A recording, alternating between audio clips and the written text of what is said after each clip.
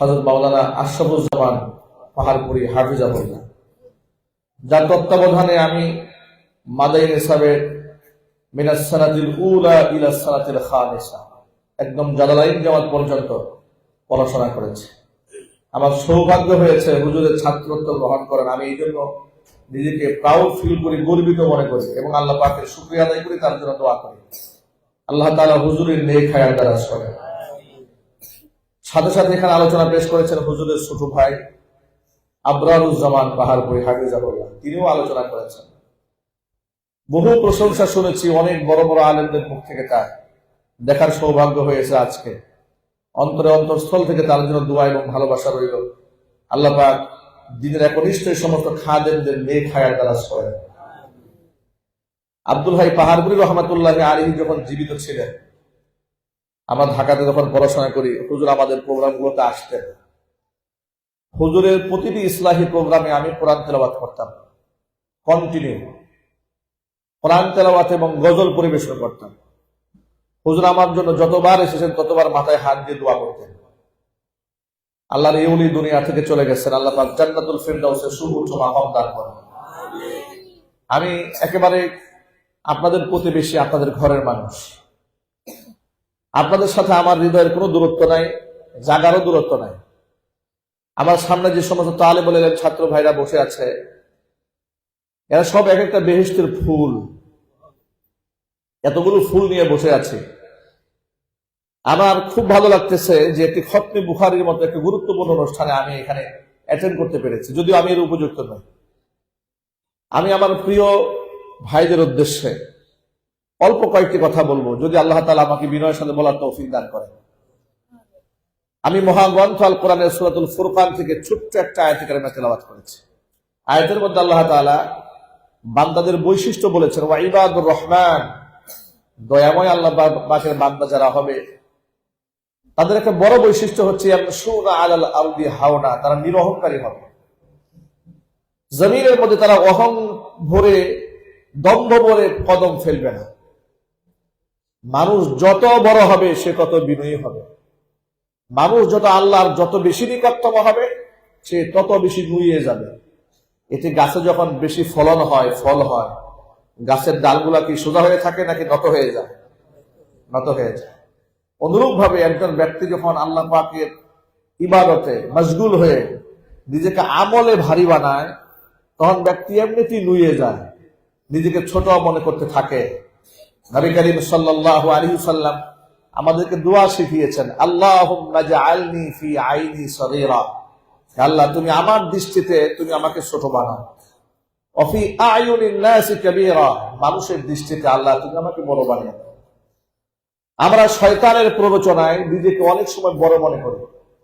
বড় মনে করার কয়েকটা কারণ থাকে। মানুষ ইলমের অহংকার করে, নিজেকে বড় মনে করে। মানুষ পয়সার অহংকার করে, টাকা পয়সা ধন দৌলতের অহংকার করে। মানুষ সৌন্দর্যতার অহংকার করে, মানুষ ক্ষমতার অহংকার করে। অথচ এর কোনো কিছুই বান্দার হাতে নাই। ক্ষমতাও আল্লাহর হাতে, সৌন্দর্যতা সৃষ্টির মালিকও আল্লাহ, ধন দৌলত দেওয়ার মালিকও আল্লাহ, কিন্তু অহংকার করে বান্দা।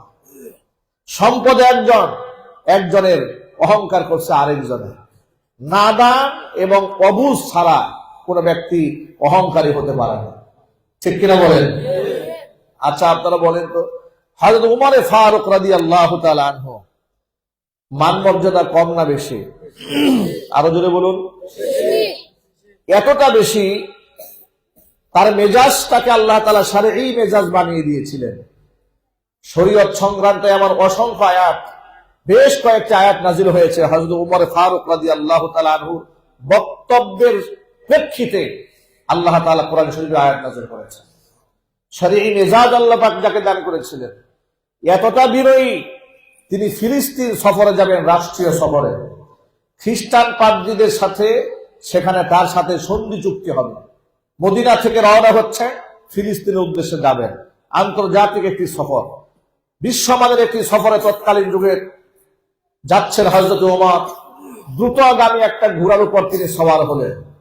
ঘোড়া যখন জোরে দৌড় দিয়েছে, লাগাম টেনে ধরলেন, তিনি থামলেন। তাফসীর ইবনে কাসীর মধ্যে এসেছে, এমনকি সিরাতে ইবনে হিশামের মধ্যে এসছে, ইবনে আব্বাস রাদিয়াল্লাহু তাআলা আনহু থেকে বর্ণিত আছে, হযরত ওমর লাগাম টান দিয়ে ধরলেন, ঘোড়াকে থামায় দিলেন, থামিয়ে বললেন, ঘোড়াটা আমার চোখের সামনে থেকে নিয়ে যাও, এটা ঘোড়া নয়, এটা শয়তান। জিজ্ঞেস করা হলো, আপনি ঘোড়াকে শয়তান বললেন কেন? তিনি বললেন, এই ঘোড়ার উপর সওয়ার হয়ে যখন আমি রওনা হয়েছি, ঘোড়া যখন সজোরে দৌড় দিয়েছে, আমার মনের মধ্যে একটা ভাব তৈরি হয়েছে, যে ঘোড়া আমার মনের মধ্যে ভাব তৈরি করেছে, এটা ঘোড়া হতে পারে না, এটা শয়তান, এটা আমার চোখের সামনে থেকে নিয়ে যাও, আমার দুর্বল উটটা নিয়ে আসো, আমি আমার দুর্বল উটের মধ্যে সওয়ার হয়ে রওনা হবো। সুবহানাল্লাহ। বিনয়ের সর্বোচ্চতা প্রদর্শন করেছেন হযরত ওমর।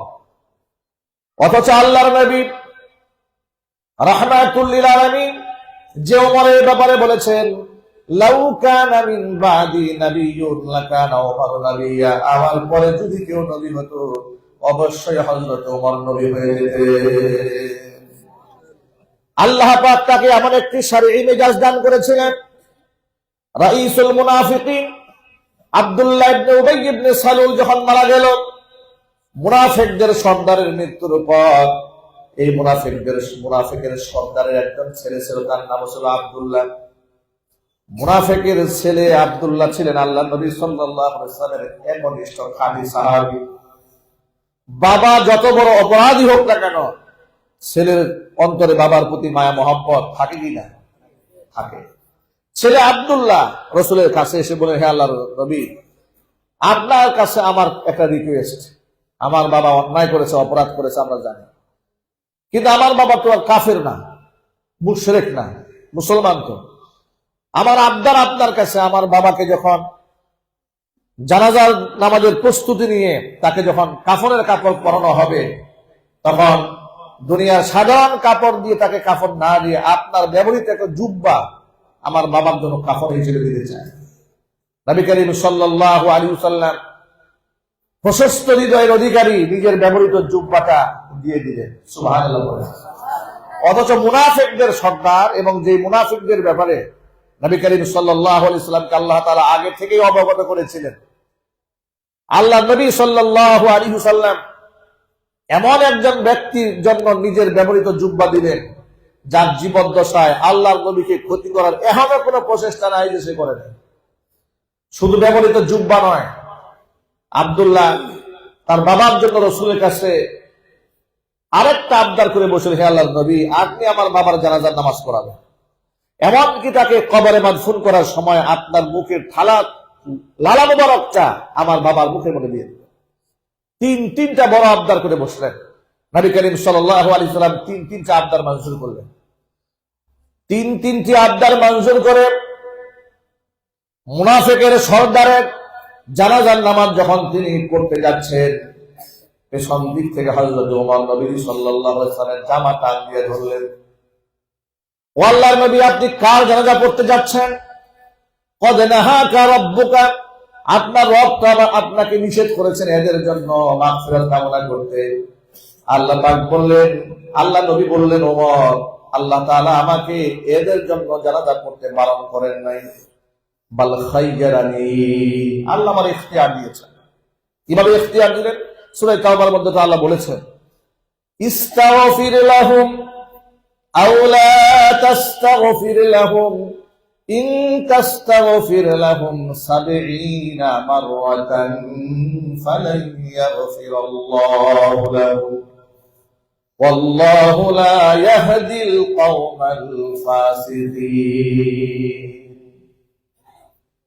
আপনি যদি এই সমস্ত মুনাফিকদের জন্য ক্ষমা চান কিংবা নাই চান, কোনো ফায়দা নাই, সমান সমান। কে বলতেছেন? যদি বলুন, কে বলছেন? কাকে বললেন? আল্লাহ রাসূলকে বলছেন, ইন তাস্তাগফির লাহুম আও লা তাস্তাগফির লাহুম, আপনি এদের জন্য ক্ষমা চান কিংবা না চান, এই মুনাফিকদের জন্য, এতে কোনো ফায়দা নাই। ইন তাস্তাগফির লাহুম ৭০ মাররাতান, যদি আপনি ৭০ বারও ক্ষমা চান, ফালাই ইয়াগফিরাল্লাহু লাহুম, ৭০ বার ক্ষমা চাইলেও কোনো ক্রমে আমি মুনাফিকদেরকে ক্ষমা করব না। তো আল্লাহ তাআলা তো, রাসূল বলছেন, আল্লাহ তাআলা এই আয়াতে আমাদেরকে তাদের জন্য ইস্তেগফার করতে নিষেধ করেন না, বরং আল্লাহ বলেছেন ক্ষমা চান কিংবা না চান ফায়দা হবে না, আমি প্রয়োজনে এর জন্য 70 বারের চাইতে বেশি আল্লাহর কাছে মাগফিরাত কামনা করব। আল্লাহু আকবার বলেন। কতটা প্রশস্ত হৃদয়ের অধিকারী হলে এমন একজন কুখ্যাত শত্রুর জন্য দোয়া করার জন্য এরকম অস্থির হয়ে গেছে। আল্লাহর হাবিব সাল্লাল্লাহু আলাইহি ওয়াসাল্লাম তার জানাজার নামাজ পড়ালেন। এই প্রেক্ষিতে আল্লাহ পাক কোরআন মাজিদ আরেকটা আয়াত নাযিল করে দিলেন, ওয়ালা তুসাল্লি আলা আহাদিন মিনহুম মাতা আবাদাও ওয়ালা তাকুম আলা কবরি ইন্নাহুম কাফারু বিল্লাহি ওয়া রাসূলিহি ওয়া মাতু ওয়া হুম ফাসিকুন। আরবিজি এই সমস্ত মুনাফিকরা যদি কখনো মারা যায়, কখনো আপনি এদের জানাজার নামাজ পড়বেন না। আপনি কোনদিন এদের লাশ সামনে নিয়ে জানাজার জন্য দাঁড়াবেন না। ওয়ালা তাকুম আলা কবরিহি, হাত্তা এদের কবরে মাদফুন করার পরে এদের কবরের পাশে এদের জন্য দোয়া করতেও দাঁড়াবেন না। দেখে নবী করিম সাল্লাল্লাহু আলাইহি সাল্লামকে হযরত ওমরকে তো আগে থেকেই চাপ দিয়েছিলেন যাতে জানা যায় না, তখন আল্লাহ পাকের এই আয়াত নাযিল হয় না। কিন্তু নবী করিম সাল্লাল্লাহু আলাইহি সাল্লাম উদার মন হওয়ার কারণে তাদের জন্য দোয়া করেছেন। আল্লাহ রাব্বুল আলামিন হযরত ওমর যেটা মন থেকে চেয়েছিলেন যে মুনাফিকদের জানাজা হবে না, ঠিক ওই মেজাজের উপরে কোরআন কারীমের এই আয়াতটা আল্লাহ রাব্বুল আলামিন নাযিল করেছেন। শারঈ মেজাজ হযরত ওমরকে আল্লাহ পাক দান করেছিলেন। চিৎকার দিয়ে বলেন সুবহানাল্লাহ। ভাইরা আমার, নবী করিম সাল্লাল্লাহু আলাইহি সাল্লামকে হত্যা করার জন্য মুনাফিকদের প্রচেষ্টার কোনো শেষ ছিল না। ইসলামের যত ক্ষতি কাফেররা করেছে, মুশরিকরা করেছে, তার থেকে সবচেয়ে বেশি ক্ষতি মুনাফিকরা করেছে। আপনি ১৫০০ বছর আগের ইতিহাস কিছু সময়ের জন্য পেছনে ফেলে বর্তমান সমাজের ইতিহাসটা একটু দেখেন। বর্তমান বাংলাদেশের দিকে, আমার নিজ মাতৃভূমির দিকে তাকালে আমরা দেখতে পাই ভারতের কাফেররা আমাদের এত ক্ষতি করে নাই, ইসরায়েলের ইহুদিরা আমাদের এত ক্ষতি করে নাই, আমেরিকার খ্রিস্টানেরা আমাদের এত ক্ষতি করে না। যতটা ক্ষতি করেছে ইসলামের এই দেশের নামধারী মুসলমানেরা। কথা ঠিক কিনা বলেন? অসংখ্য আলেমদেরকে কবরে রশি বেঁধে আদালতে কোন কাফের হাজির করে নাই, নামধারী মুসলমানরাই হাজির করেছে। অসংখ্য আলেমদের নামে মিথ্যা মামলা দিয়ে গরুর রশি দিয়া কাফেররা বাঁধে নাই, নামধারী মুনাফিকরা বেঁধে কথা বলেছে কিনা বলে। অসংখ্য মাদ্রাসা গুলা থেকে মুহতামিম সাহেবদেরকে বিনা নোটিশে সরিয়ে দিয়েছে, মসজিদ থেকে বাতিল করে দিয়েছে, ওয়াজ মাহফিলে বক্তার সামনে থেকে মাইক কেড়ে নিয়ে গেছে, ওয়াজ মাহফিলের প্যান্ডেল হওয়ার পরে প্যান্ডেল ভেঙে দিয়েছে, মাহফিলে ১৪৪ ধারা জারি করেছে। শুধুমাত্র ২০২১ সালে ২৬০০ আলেমের নামে মিথ্যা মামলা দিয়া আলেমদেরকে কারাগারে যারা ঢুকিয়েছিল তারা ইহুদিও না, খ্রিস্টানও না, মুশরিকও না, তারা নামধারী তাহাজ্জুদ গুজারীদের বাহিনী।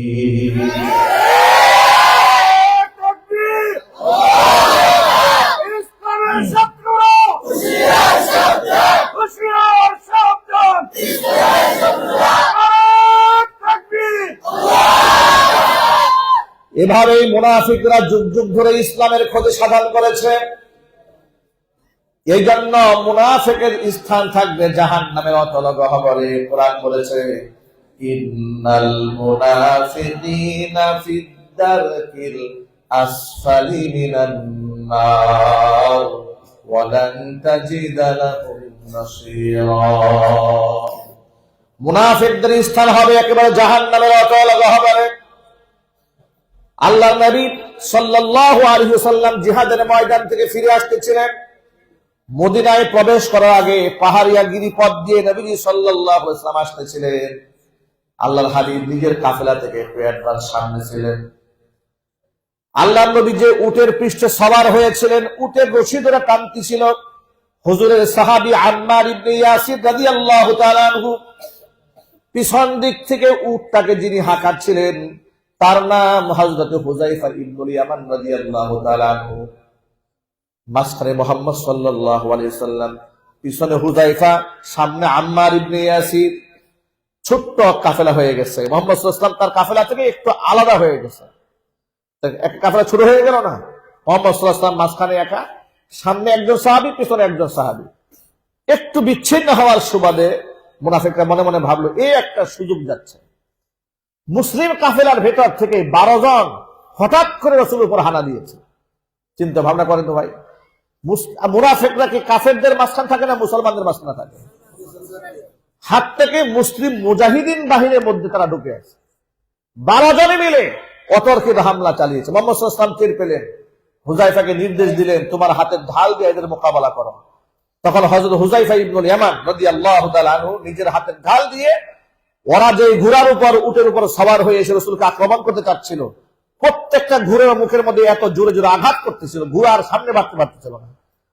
আর এইভাবে তাকে মোকাবেলা এবং দফা করা, প্রোটেস্ট করা, এই দৃশ্য দেখে মুনাফিকরা ভয় পেয়ে গেল। তারা কনফার্ম হয়ে গেল যে মুহাম্মদ সাল্লাল্লাহু আলাইহি ওয়াসাল্লাম টের পেয়ে গেছে যে আমরা হামলা করতেছি। তখন তারা পিছন থেকে সরে যায়। যে 12 জন হুজুরকে হত্যা করার জন্য অ্যাডভান্স হয়েছিল, এই 12 জনের নামের তালিকা মুহাম্মদ সাল্লাল্লাহু আলাইহি ওয়াসাল্লাম গোপনে এই হুযায়ফা ইবনুল ইয়ামানের কাছে পেশ করেন।